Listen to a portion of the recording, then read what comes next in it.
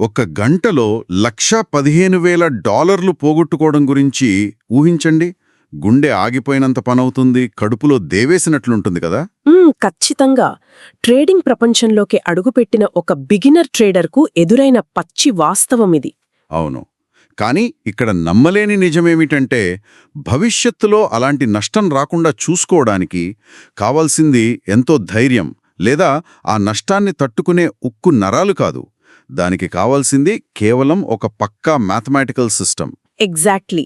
ఈరోజు మనం ఈ డీప్ డైవ్లో విడమర్చి చూడబోయేది అదే. వాల్ స్ట్రీట్లో ట్రేడింగ్ అనగానే ఎలాంటి భయం లేని వాళ్ళు లక్షల డాలర్లతో ఆడుకుంటారు అని సాధారణంగా అనుకుంటాం. కానీ అది నిజమేనా? సూపర్ హీరో ఇమేజ్ అనేది ఒక పెద్ద అపోహ మాత్రమేనండి. ఒకే రోజులో 25,000 నుండి 30,000 డాలర్ల వరకు లాభాలు చూసిన ట్రేడర్ల అనుభవాలను లోతుగా గమనిస్తే అక్కడ అదృష్టానికి కానీ నాకు భయం లేదు అని నటించడానికి కానీ ఎలాంటి స్థానం లేదు. అంటే ఆ ధైర్యమంతా ఉట్టిదే అంటారా? అవును. ట్రేడింగ్ సైకాలజీలో ఒకే ఒక కాన్సెప్ట్ ఉంది. 90% మంది ఎందుకు ఫెయిల్ అవుతున్నారో, కేవలం 10% మంది మాత్రమే ఎలా స్థిరంగా ప్రాఫిట్స్ తీస్తున్నారో ఈ ఒక్క పాయింట్ స్పష్టం చేస్తుంది. అంటే నరాలు, అదృష్టం అనే భ్రమల నుండి బయటపడటమే అసలైన ట్రేడింగ్ అన్నమాట. కరెక్ట్. భయం లేకపోవడం అనేది ట్రేడింగ్కు అవసరం లేదు అనడమే ఇక్కడ మనం అర్థం చేసుకోవాల్సిన ఒక షాకింగ్ విషయం. నిజమే. ఎందుకంటే డబ్బు పోతున్నప్పుడు సహజంగానే మనుషులందరికీ భయం వేస్తుంది కదా. అవును. అయితే ట్రేడింగ్లో స్థిరంగా లాభాలు గడించడానికి మొదటి అడుగులోనే ఆ ధైర్యం, అదృష్టం అనే కాన్సెప్ట్లను పక్కనబెట్టేయాలి. సరే, దీన్ని కొంచెం లోతుగా విశ్లేషిద్దాం. అసలు భయమనే ఎమోషన్ ఎందుకు వస్తుంది అంటారు? చూడండి, కష్టపడి సంపాదించిన డబ్బును మార్కెట్లో పెట్టినప్పుడు ఆ ట్రేడ్ రిజల్ట్ను మన తెలివితేటలకు, మన నైపుణ్యానికి ముడిపెట్టుకుంటాం. రైట్.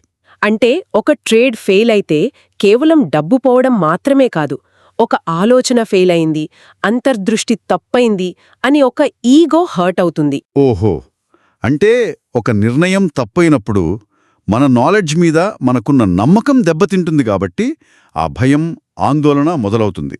అక్షరాలా అదే. ఆ ఆందోళనను కవర్ చేసుకోవడానికి పైకి కాన్ఫిడెంట్గా ఉన్నట్లు నటించినా సరే లోపల టెన్షన్ అలాగే ఉంటుంది. అబ్బా, దీని నేనొక అద్భుతమైన ఎనాలజీతో పోల్చగలను. రద్దీగా ఉండే హైవే దాకడం. 3 లేన్ల హైవేను దాడితే $10,000 బహుమతి వస్తుంది అనుకుందాం. కార్లు, ట్రక్కులు 100 కిలోమీటర్ల వేగంతో దూసుకుపోతున్నాయి. అవును. ఇక్కడ 2 వ్యక్తులున్నారు ఊహించుకోండి. ఒక వ్యక్తి కళ్లకు గంతలు కట్టుకుని, చెవుల్లో నాయిస్ క్యాన్సిలింగ్ ఇయర్ఫోన్స్ పెట్టుకుని రోడ్డు దాటడానికి ప్రయత్నిస్తున్నాడు. బాబోయ్, బయట ఏం జరుగుతుందో అతనికి ఏమీ తెలీదు కదా. అదే కదా.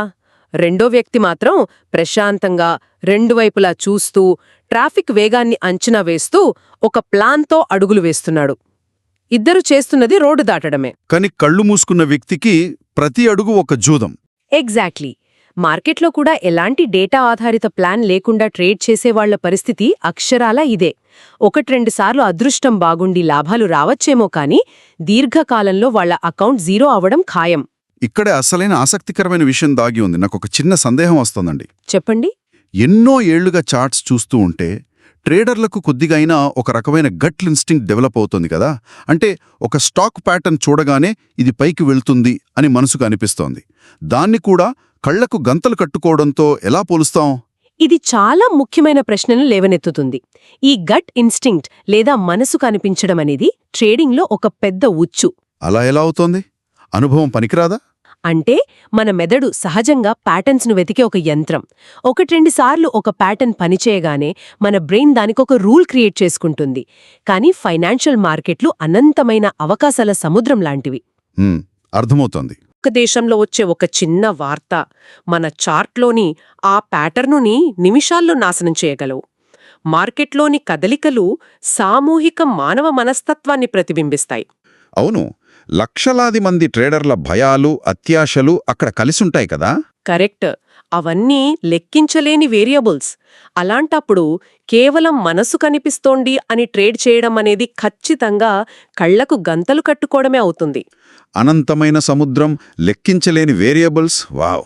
అంటే మనం ఒక గుప్పెడు ప్లాస్టిక్ అక్షరాలను నేలపై విసిరేసి అవి వాటంతటా అవే ఒక అర్థవంతమైన వాక్యంగా మారాలని ఆశించడం లాంటిదన్నమాట. మంచి పోలిక చెప్పారు. నేలపై పడిన అక్షరాలు వాటంతటా అవే ఒక కవితగా ఎలా మారలేవో సరైన లాజికల్ ప్లాన్ లేకుండా చేసే ట్రేడింగ్ అలా లాభాలను తీసురాలేదు. కానీ మార్కెట్లో ట్రేడ్ చేసే వాళ్ళందరూ ఇలాగే గాలికి అక్షరాలు విసురుతున్నారా? సుమారు 50% మంది జనాలు ఎలాంటి అవగాహన లేకుండా ఆన్లైన్లో ఏదో చూసి అకౌంట్లో డబ్బులు వేసి గుడ్డిగా ట్రేడ్ చేస్తుంటారు. వాళ్లు కంప్లీట్ జూదగాళ్లు. సరే, వాళ్ల గురించి పక్కన పెడదాం. అవును, మనం ప్రధానంగా ఫోకస్ చేయాల్సింది మరొక 40% మంది మీద. ఈ గ్రూప్లో ఉన్నవాళ్లే అసలైన ట్రాప్లో చిక్కుకుంటారు. ఆ 40% మంది ఎవరు? వాళ్ళకి టెక్నికల్ అనాలిసిస్, సపోర్ట్, రెసిస్టెన్స్ లాంటివి ఏమీ తెలియవా? వాళ్ళకి అన్ని తెలుసు. వాళ్ళు ఆ జూదగాళ్ల కంటే చాలా అడ్వాన్స్డ్. చార్ట్ ప్యాటర్న్స్ తెలుసు, రిస్క్ మేనేజ్మెంట్ గురించి చదివారు, అలాగే పొజిషన్ సైజింగ్ గురించి కూడా ప్రాథమిక అవగాహన ఉంటుంది. ఒక్క నిమిషం, ఈ పొజిషన్ సైజింగ్ అంటే ఏంటో కొంచెం విడమర్చి చెప్పుటారా? అంటే మొత్తం క్యాపిటల్లో ఒక ట్రేడ్కి ఎంత శాతం రిస్క్ చెయ్యాలి అనేది ముందే డిసైడ్ చేసుకోవడం. ఉదాహరణకు 1,00,000 రూపాయలుంటే అందులో కేవలం 1,000 రూపాయలు మాత్రమే రిస్క్ చెయ్యాలి అనుకోవడం అన్నమాట. ఓహో, తమ అకౌంట్ సైజ్కు తగ్గట్లుగా ఎన్ని క్వాంటిటీస్ కొనాలో ముందే ఒక లెక్క వేసుకోవడం. ఈ 40% మందికి ఇవన్నీ బాగా తెలుసు, కానీ వాళ్ళు ఒకే ఒక ప్రాక్టికల్ ఇంప్లిమెంటేషన్ దగ్గర ఫెయిల్ అవుతారు. ఎక్కడ?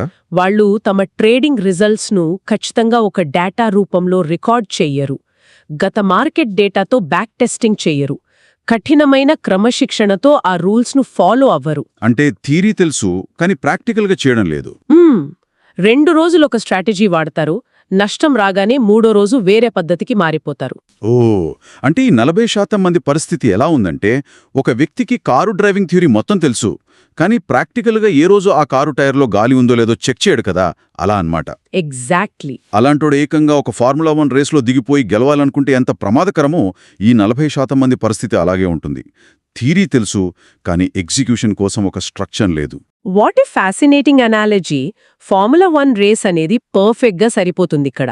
టాప్ 10% మందికి ఈ 40% మందికి మధ్య ఉన్న తేడా వాళ్ళ టాలెంట్లో అస్సల్లేదు. వాళ్ళిద్దరికీ చార్ట్స్ చదవడం వచ్చు కదా. అవును, కానీ ఆ 10% మంది అత్యంత సూక్ష్మమైన డీటెయిల్స్ మీద ఫోకస్ చేస్తారు. ఎక్కడ ఎంటర్ అవ్వాలి, ఎక్కడ ఎగ్జిట్ అవ్వాలి, ఎంత రిస్క్ తీసుకుంటున్నాం అనే విషయాలను ఎమోషన్స్కు వదిలేయరు. ఒక ఖచ్చితమైన డేటా స్ట్రక్చర్ను వాడుతారు. కరెక్ట్. అదే వాళ్ళని విజేతలుగా మారుస్తుంది. అయితే ఆ 40% ట్రాప్లోంచి బయటపడి ఆ ప్రతిష్టాత్మకమైన టాప్ 10%లోకి ఎలా వెళ్ళాలి అంటారు? ఇక్కడే మనం హేతుబద్ధమైన విధానం అంటే రేషనల్ అప్రోచ్ గురించి మాట్లాడుకోవాలి. దీంట్లో కాన్స్టెన్స్ మరియు వేరియబుల్స్ అనేవి చాలా ముఖ్యం. కాన్స్టెన్స్ మరియు వేరియబుల్స్ వినడానికేదో ఆల్జీబ్రా ఈక్వేషన్ లాగా ఉంది. ట్రేడింగ్కి కాన్స్టెన్స్కి సంబంధమేమిటి? ప్రొఫెషనల్ ట్రేడింగ్ అనేది ఎమోషన్స్ మీద కాకుండా పక్కా లాజిక్ మీద నడుస్తోంది. దీంట్లో కాన్స్టెన్స్ లేదా స్థిరాంకాలు అంటే మనం ఎప్పటికీ మార్చని రూల్స్. ఉదాహరణకు, ఒక రోజుకి ఒక ట్రేడ్ మాత్రమే చేయాలి, రిస్క్ కేవలం $50 మాత్రమే ఉండాలి, లేదా ఒక నిర్దిష్టమైన క్యాండిల్ ప్యాటర్న్ చార్ట్లో కనిపిస్తేనే ఎంటర్ అవ్వాలి లాంటివి. రైట్. ఇవన్నీ ఒక ట్రేడర్ కంట్రోల్లో ఉన్నవి. ఇవే కాన్స్టెన్స్. అవును. అంటే ఎట్టి పరిస్థితుల్లోనూ ఉల్లంఘించని ఒక సొంత రాజ్యాంగం లాంటిది తయారు చేసుకుంటున్నామన్నమాట. మై వేరియబుల్స్ సంగతేమిటి? వేరియబుల్స్ అంటే మార్కెట్ ఇచ్చే ఎప్పటికప్పుడు మారుతున్న సిగ్నల్స్. వీటిని ఎవరూ కంట్రోల్ చేయలేరు. అంటే మార్కెట్ వాలటాలిటీ లాంటివా? అవును, వాలటాలిటీ, సడన్ గా వచ్చే గ్లోబల్ న్యూస్, వేరే ఇన్స్టిట్యూషనల్ ట్రేడర్ల నిర్ణయాలు, ఇవన్నీ వేరియబుల్స్. ఒకరోజు మార్కెట్ చాలా స్లోగా ఉండొచ్చు, ఇంకో రోజు విపరీతమైన స్పీడ్తో పైకి కిందకి కదలొచ్చు. అర్థమైంది? అంటే ఒక ట్రేడర్ చేయాల్సిందేంటంటే తన కంట్రోల్లో ఉన్న ఈ పక్కా కాన్స్టెంట్స్ను తీసుకువెళ్ళి ఆ ఎప్పటికీ మారుతూ ఉండే వేరియబుల్స్ పైన అప్లై చేయడమే అని. ఖచ్చితంగా. కాని దానికి ముందు ఆ కాన్స్టెంట్స్ అసలు పనిచేస్తాయో లేదో తెలుసుకోవాలి కదా. దానికోసం వాడుతలో ఉన్న ప్రాసెస్సే ఈ బ్యాక్ టెస్టింగ్ అని నేను ఊహిస్తున్నాను. అవునండి. ఒక ట్రేడింగ్ సిస్టమ్ను కనీసం 50 నుండి 100 ట్రేడ్స్ వరకు బ్యాక్ టెస్ట్ చెయ్యాలి. ఈ బ్యాక్ టెస్టింగ్ ప్రాసెస్ గురించి చాలామంది మాట్లాడుతుంటారు, కానీ దీన్ని సరిగ్గా ఎలా చేస్తారు? 50 నుండి 100 ట్రేడ్స్ అంటే మార్కెట్ హిస్టరీలోకి వెళ్ళి చార్ట్ కుడివైపున్న డేటాను దాచేసి లైవ్ మార్కెట్లో ఉన్నట్లే ఊహించుకుని చేయాలా? అవును. ఒక డెసిషన్ తీసుకుని దాన్ని ఎక్సెల్ షీట్లో ఎంటర్ చేయాలా? గత కొన్ని నెలల డేటాను మాన్యువల్గా చెక్ చేయాలా? అక్షరాలా అదే చెయ్యాలి. ఈ ప్రాసెస్ వినడానికి సింపుల్గా ఉంటుంది, కానీ దీంట్లో ఎంతో ఓపిక అవసరం. 100 ట్రేడ్ల డేటాను సేకరించడానికి ఎన్నో గంటల పాటు చార్ట్స్ ముందు కూర్చోవాలి. అబ్బా, చాలా కష్టం కదా. అవును. ఒక పర్ఫెక్ట్ సిస్టమ్ను కనిపెట్టడానికి ఎవరైనా తమ ప్రారంభ దశలో 30 నుండి 40 వేర్వేరు ట్రేడింగ్ స్ట్రాటజీలను వందల గంటల పాటు టెస్ట్ చేయాల్సుంటుంది. 30-40 స్ట్రాటజీలా? ఎంతో ఆశతో ఒక సిస్టమ్ను 100 నుండి 150 ట్రేడ్ల వరకు ఎక్సెల్ షీట్లో లాగ్ చేసి రిజల్ట్ చూస్తే నెట్ లాస్ వస్తుంది. అయ్యో. అంటే 100 గంటలు వెచ్చించిన ఆ సిస్టమ్ ఫెయిల్ అన్నమాట. మళ్ళీ ఇంకో సిస్టమ్ తీసుకోవాలి, మళ్ళీ 150 ట్రేడ్లు టెస్ట్ చేయాలి. రాత్రో నిద్ర మానుకుని 100 గంటల పాటు డేటాను ఎంటర్ చేసి తీరా ఆ సిస్టమ్ వర్కౌట్ అవ్వట్లేదని తెలుసుకోవడం ఎంత ఫ్రస్ట్రేటింగ్గా ఉంటుంది. చాలా కష్టంగానే ఉంటుంది. మెంటల్గా చాలా ఎగ్జాస్ట్ అయిపోయే ప్రాసెస్ ఇది. ఆ శ్రమ అంతా వృధా అయినట్లే కదా అనిపిస్తుంది. లేదు, అది శ్రమ వృధా అయినట్లు అస్సలు కాదు. ఆ కఠినమైన ప్రాసెస్ వల్లే ఏది పని చెయ్యదో మనకు స్పష్టంగా తెలుస్తుంది. ఓ, అంటే ఎలిమినేషన్ ప్రాసెస్ అన్నమాట. అవును. అలా ఫిల్టర్ చేసుకుంటూ పోతే చివరకు దీర్ఘకాలంలో స్థిరంగా పనిచేసే ఒక సిస్టమ్ బయటపడుతుంది. ఆ డేటా మీద నమ్మకం వచ్చినప్పుడే ట్రేడింగ్లో ఉన్న ఆ భయం శాశ్వతంగా పోతుంది. ఎలా? ఎందుకంటే ఆ సిస్టమ్ ప్రకారం 100 ట్రేడ్లలో 40 సార్లు నష్టమొస్తుందని, 60 సార్లు లాభమొస్తుందని ముందే ఒక ఖచ్చితమైన క్లారిటీ ఉంటుంది కాబట్టి. So what does this all mean? అంటే ఇక్కడ నేనొక ప్రాక్టికల్ ప్రాబ్లం గురించి అడుగుతాను. అడగండి. ఒక ట్రేడర్ కష్టపడి 100 ట్రేడ్స్ బ్యాక్ టెస్ట్ చేశాడు. ఆ సిస్టమ్ సక్సెస్ రేట్ 60% అని తేలింది. అంతా బానే ఉంది. రియల్ మనీతో ట్రేడింగ్ మొదలుపెట్టాడు అనుకుందాం. కానీ మార్కెట్ పరిస్థితుల వల్ల వరుసగా 5 ట్రేడ్లలో లాస్ వచ్చింది. డబ్బులు కళ్ల ముందే ఆవిరైపోయాయి. అవును, జరుగుతుంది అలా. ఆ 5వ లాస్ తర్వాత బ్రెయిన్లో అలారం మోగిస్తుంది గదా, ఈ సిస్టమ్ చెత్త సిస్టమ్, మార్కెట్ మారిపోయింది, దీన్ని ఆపే అని మనసు అరుస్తుంది. ఖచ్చితంగా. ఎన్ని డేటా పాయింట్స్ ఉన్నా 5 వరుస నష్టాల తర్వాత ఎవరికైనా విపరీతమైన భయం వేస్తుంది గదా. ఆ సమయంలో ఆ సైకలాజికల్ ఫ్రిక్షన్ను, ఆ బ్రెయిన్ ఇచ్చే పానిక్ సిగ్నల్ను ఎలా ఫేస్ చేయాలి, వాళ్ళని వాళ్ళు ఎలా కంట్రోల్ చేసుకోవాలి? దీని మనం ఒక విశాలమైన కోణంలో చూస్తే, ట్రేడింగ్ చేసేటప్పుడు సరైన సమయంలో ఎంట్రీ ఇవ్వడానికి, ప్రైస్ యాక్షన్ గమనించడానికి మన మెదడు శక్తి అంత అవసరమవుతుంది. రైట్. 5 వరుస నష్టాలు వచ్చినప్పుడు ఖచ్చితంగా మనసు కదులుతుంది, ఎందుకంటే మనం మనుషులం. అయితే సరిగ్గా అక్కడే బ్యాక్ టెస్టింగ్ ఇచ్చిన ఆ డేటా బలం అండగా నిలబడుతుంది. అంటే డేటా మనల్ని కాపాడుతుందా? అవును. 100 ట్రేడ్ల సైకిల్లో 5 వరుస నష్టాలు రావడమనేది ఒక మ్యాథమెటికల్ ప్రాబబిలిటీ మాత్రమే అని ఆ డేటా చెబుతుంది. అంటే ఆ వరుస నష్టాలు కూడా ఆ ప్రాసెస్లో ఒక చిన్న భాగం మాత్రమే. ఓ, అంటే ఆ నష్టాలు ఆశ్చర్యపరిచేవి కావు, ముందే ఊహించినవి, లెక్కలో ఉన్నవి అనమాట. కరెక్ట్. ఆ లెక్క ఉన్నప్పుడు మన సిస్టమ్ మీద మనకు డౌట్ రాదు, ఆ ఆందోళన పోతుంది. నిజమే. మనం ప్రతి ట్రేడ్ తర్వాత పద్ధతి మార్చుకుంటూ పోతే ఒక 5 నష్టాలు రాగానే వేరే వాళ్ళెవరో కొత్త ప్యాటర్న్ చెప్పారు కదా అని దానికి జంప్ అయిపోతే ఇక ఆ 40% మంది ట్రాప్లోనే ఉండిపోవాల్సొస్తుంది. మళ్ళీ మొదటికే వస్తామన్నమాట. ఎగ్జాక్ట్లీ.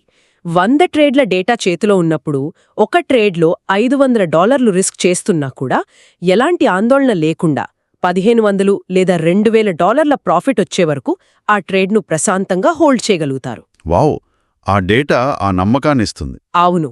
పదే పదే భయాన్ని బలవంతంగా అణిచివేసుకుని ధైర్యవంతుల్లా నటించాల్సిన అవసరమే రాదు.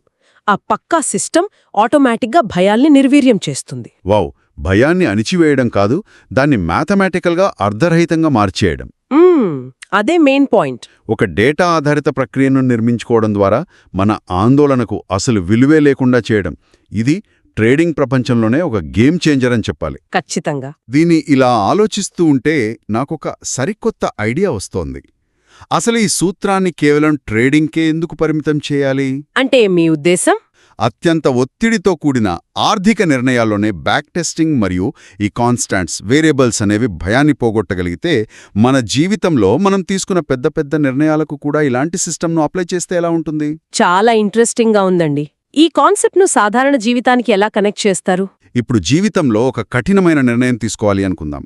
ఒక కొత్త కెరియర్ ఎంచుకోవడం, లేదా వేరే నగరానికి మకాం మార్చడం, ఒక పెద్ద ఇన్వెస్ట్మెంట్ చేయడం లాంటివి. ఇలాంటి నిర్ణయాలు తీసుకునేటప్పుడు జీవితాన్ని కూడా కాన్స్టాంట్స్ మరియు వేరియబుల్స్గా ఎందుకు విభజించకూడదు? ఒక వ్యక్తి యొక్క నైపుణ్యాలు, వర్క్ ఎథిక్, పర్సనల్ వాల్యూస్, ఇవన్నీ కాన్స్టాంట్స్. అవును. ఇక సమాజం ఎలా స్పందిస్తుంది, ఆర్థిక వ్యవస్థ ఎలా ఉంటుంది అనేవి వేరియబుల్స్. గతంలో ఎలాంటి ఛాలెంజెస్లో ఈ కాన్స్టెంట్స్ ఎలా పనిచేశాయో మన జీవితాన్ని మనం బ్యాక్ టెస్ట్ చేసుకుంటే, వావ్, లైఫ్ బ్యాక్ టెస్టింగ్. ఏ ఎంపికలు నిజమైన సంతోషాన్నిచ్చాయో, ఏవి ఒత్తిడిని పెంచాయో లెక్కలు వేసుకుంటే, ప్రతిసారి గట్ ఇన్స్టింక్ట్ మీద ఆధారపడే కంటే జీవితంలోని ఎంపికలను కూడా ఒక స్పష్టమైన సిస్టమ్గా మార్చుకుంటే మన రోజువారీ ఆందోళనలు శాశ్వతంగా దూరం అవుతాయేమో కదా. అది నిజంగా అద్భుతమైన ఆలోచనండి. ట్రేడింగ్ చార్ట్స్లో ఎలాగైతే డేటా మరియు సిస్టమాటిక్ ప్లానింగ్ భయాన్ని పారద్రోలుతాయో, జీవితంలో తీసుకునే భారీ నిర్ణయాల్లో కూడా గత అనుభవాల డేటా, ఒక స్ట్రక్చర్డ్ ప్లాన్ విపరీతమైన క్లారిటీని ఇస్తుంది. అవును. కేవలం ఎమోషన్స్ మీద కాకుండా ఫ్యాక్ట్స్ మీద ఆధారపడటం అనేది ఒక పవర్ఫుల్ టూల్. ఇది ప్రతి ఒక్కరూ ఆలోచించాల్సిన విషయం. సో భయమనేది దాచుకుంటే పోయేది కాదు, సరైన సిస్టంతో దాన్ని అర్ధరహితం చేస్తే పోయేది. మనస్సుకి ధైర్యం కాదు, మెదడుకి డేటా కావాలి. ఆలోచించండి.